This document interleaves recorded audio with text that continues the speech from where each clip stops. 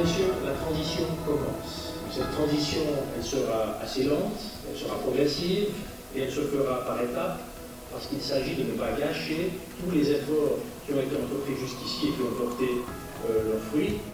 Au sein de l'OCC ordinaire, telle qu'elle est constituée hors temps de crise, il y a une personne qui est en charge de l'information. En l'occurrence, mon collègue Marc Vallotton, qui est vice-chancelier et chef du bureau de l'information de la chancellerie. Mais évidemment que pour une crise d'une telle ampleur, on s'est rapidement rendu compte qu'il fallait d'une part co-diriger cette cellule. On le fait non seulement avec Marc Vallotton, mais aussi avec Martial Pugin, le responsable de la communication de la police cantonale.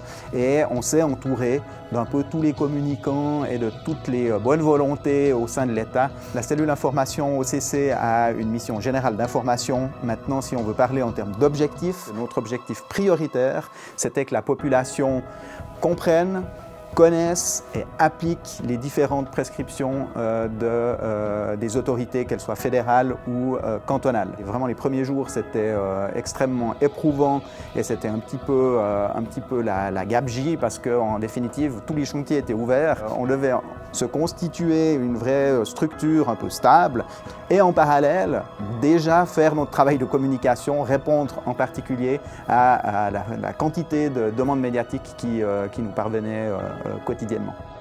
Il a fallu rapidement faire comprendre aux différentes directions de l'État, aux différents services, que tout ce qui touchait à la communication sur cette crise Covid-19 devait passer par la cellule information de l'organe cantonal de conduite. Et par ailleurs, on avait également des partenaires externes, para-étatiques ou autres, qu'il a fallu intégrer. Je pense notamment à l'hôpital fribourgeois, à l'HFR.